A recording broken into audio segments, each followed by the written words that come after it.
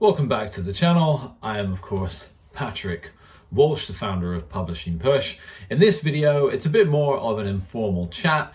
I sat down virtually, of course, with Laura Bird. Laura Bird is an independent, self-published author who actually got her book ahead of Mo Farah's in the charts when she launched it. She has been incredibly good at promoting her book over a long period of time and generating lots of sales and lots of reviews with a very small budget. Laura is just a fantastic person as well. She really gets book marketing and she has some fantastic tips for self-published authors to get the most bang for their buck when it comes to book marketing. So I hope you enjoy this video with Laura Bird. Again, if you're not already, subscribe to the channel, turn that notification bell on, hit that like button if you enjoy it, and we'll get into the video. Is the lesson with Laura Bird, all about how she has promoted her book 10-10-10. Laura has done what we would love to see all the authors who come through our process do, and has really done all the things that should be done to get a good result from your book and more. She's gone above and beyond that. So welcome, Laura Bird. If you want to just give a little bit of an intro about yourself, and while you're doing that, I'll get your slides up on the screen. Lovely, thank you, Patrick.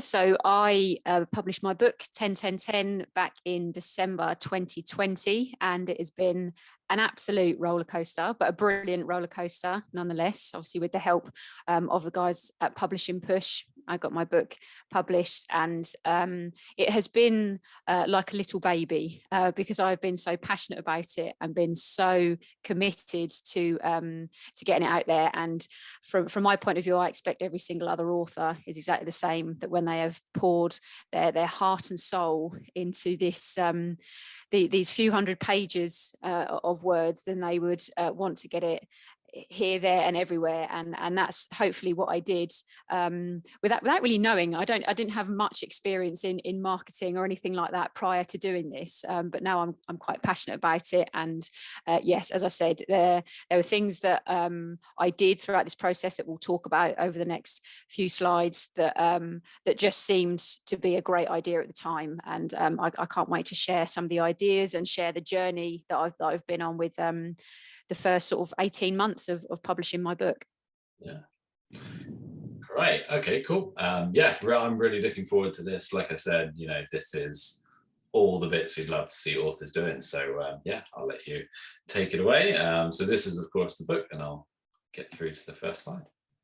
Fantastic, thank you. So my book is 10-10-10, my 10-year journey from suicide attempt to ultramarathon runner. And as I said, that was published in December 2020. It's an autobiographical account. So it's I'm 29 now, but it is an account of 29 very full years of lots of experiences and lots of different things that culminated in an ultra marathon endurance challenge. So a lot of the marketing things that I'm talking about throughout the next few slides, I have a slight advantage because the book is unashamedly about me. So I have opportunity to promote it and share lots of things about it when they're not fictional characters, as it were, or a fictional story. It is a very intimate and vulnerable account, and that's been one of the most challenging things, I think.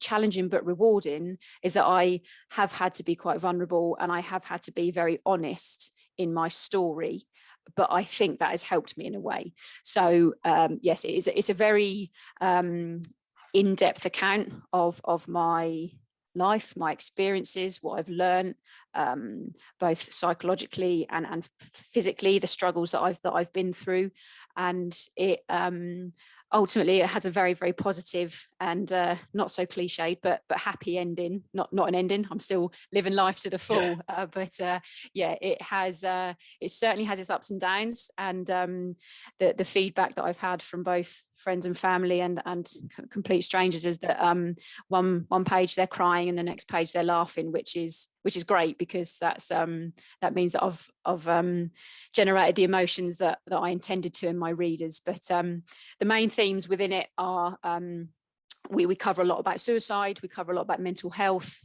running, obviously, my passion, endurance sports. I featured in SAS Who Dares Wins, the Channel 4 documentary programme, and my affiliation with East Anglian Air Ambulance as well. So it's jam-packed, and yeah, I'm very proud of it. That's a couple of my friends just there, a couple of my running friends that we'll visit this later on, but won a competition to win my book. So that's my friend Carl and Marie there in that first slide. So this was a very proud day, but almost sort of an obvious first step in my publishing journey. That the minute that I got my hands on my book in the flesh, I wanted to take it to local libraries, which was incredibly difficult during lockdown, because would you believe it, a establishment where you swap books, that is the point of a library, they were not allowing people to bring books in that didn't originate from the library because of the restrictions. So that was a little bit challenging during lockdown, but as soon as I was allowed to take my book to libraries, I went to donate it to the local St Ives Library, which is where I'm from, and this is actually Central Library in Cambridge. And I strolled in and asked them to put my book out on the shelf, and they simply asked what department that you thought it would be most suited to, and were very appreciative to have it. So I think, again, this will be a common theme throughout what I'm talking about, but on this day, I made sure that I took my partner with me, took a photo of it to make sure, hey, look, here I am, very proud with my book outside a library. So I'm very fortunate that I live within 20 minutes of Cambridge Library, and obviously Cambridge is very, very well known for its literature and very well known for its resources and book resources. But as soon as I could, I took it to a library. It doesn't have to be a massive library, just your local library. I'm sure they'll be very appreciative of it.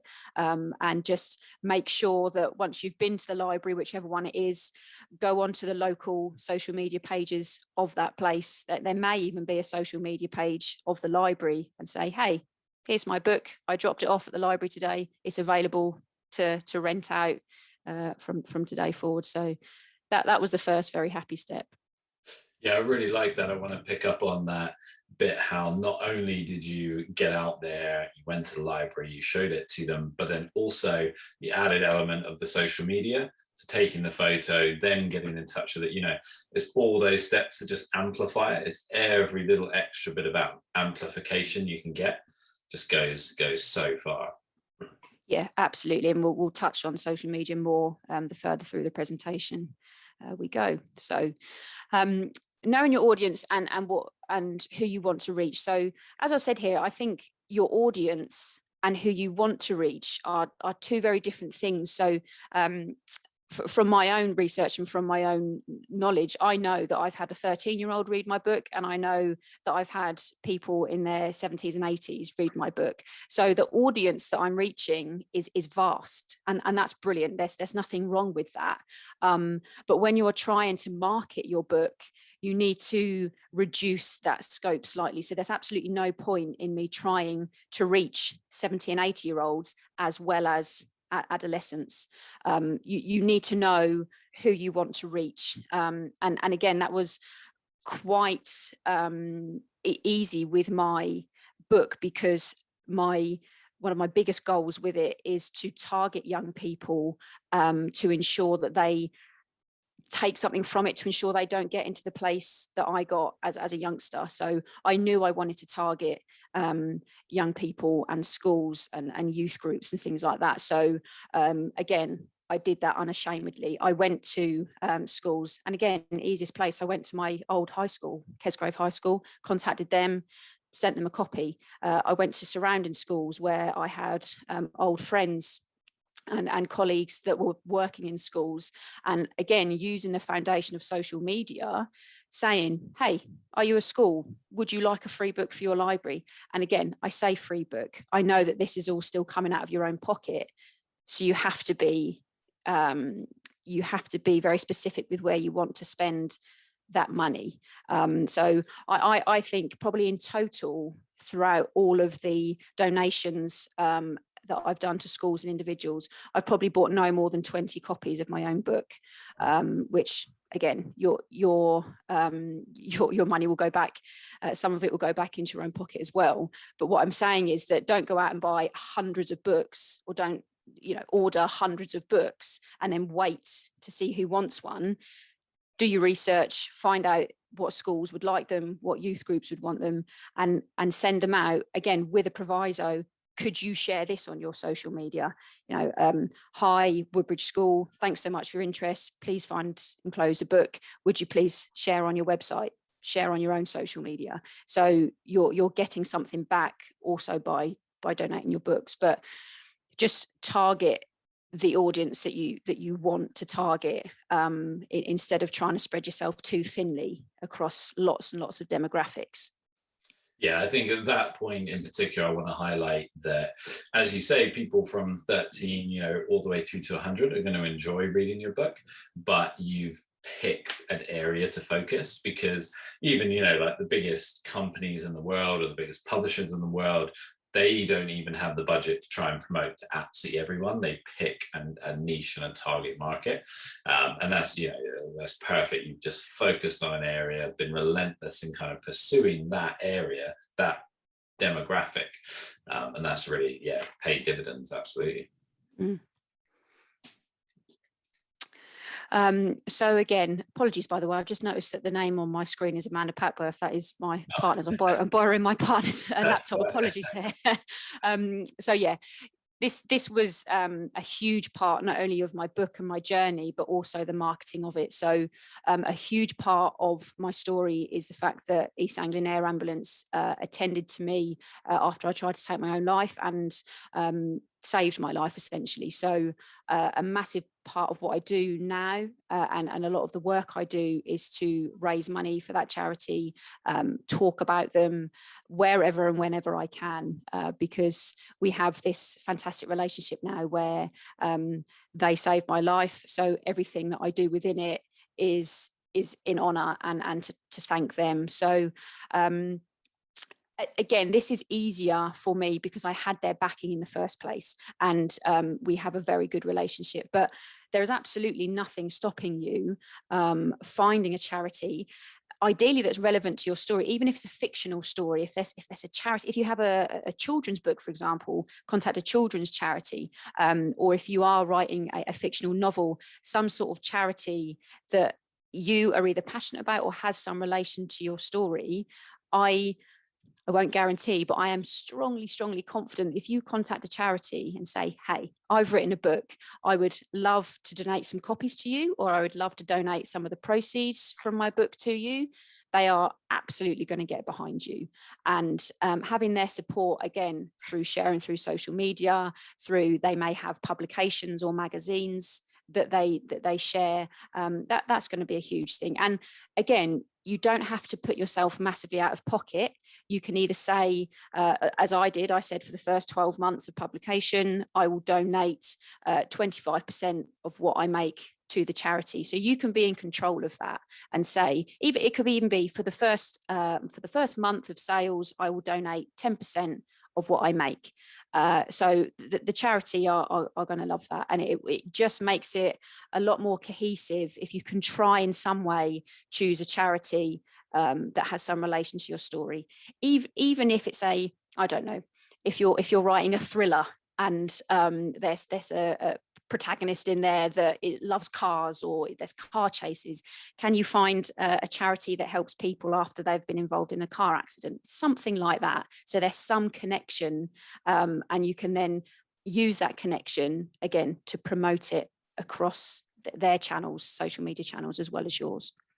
Yeah, I think that's perfect. Like you say, that there's always threads or elements or topics, or like you said, a character that you can link back to a charity. There's always, yeah, something in there that can be kind of unraveled a bit and you can link it. So yeah, I love this idea. To be honest, it's not something I've really thought of in the past, but I think, yeah, this again for authors is, you know, really something they should take very seriously and do. And like you say, you know, for a relatively small you know, amount of money that you're investing, or free books, or whatever it is you're giving, you can get a lot of amplification, you know, out the other side. And it's, you know, it works well because you're doing a good thing for the charity, but also, of course, it, you know, promotes your book as well. So yeah, I think this is a really great idea to explore.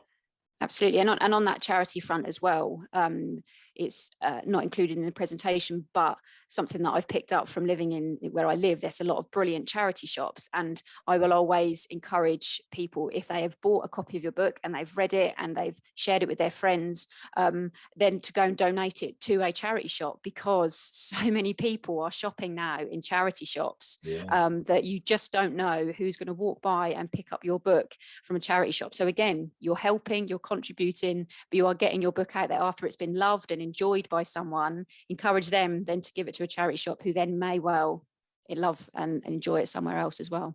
Yeah, I love that idea. It's really just getting at the core, what you want is your book to almost, you know, circulate with that bit of virality, and that helps because then it's, you know, it's floating around, it's changing hands. And I think too often people always want the book to be selling for, you know, the sticker price and that retail price, but it's about getting copies in circulation.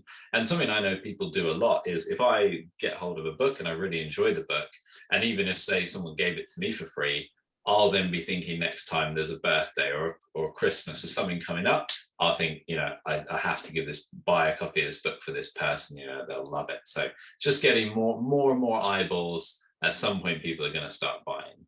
Had to cut it there. I hope you enjoyed around about the first 15 minutes from my talk with Laura Bird, all about how she successfully promoted her self-published book. You can see the entire discussion, the full lesson in our book marketing course. There is a link down below and you can get the full details. We ended up talking for around about an hour in total, and Laura shared some other amazing insights, strategies, tools and tips for other self-published authors to have the same success with promoting their book that she has. Once again, if you've enjoyed, please subscribe, like the video if you got value, and we look forward to seeing you again.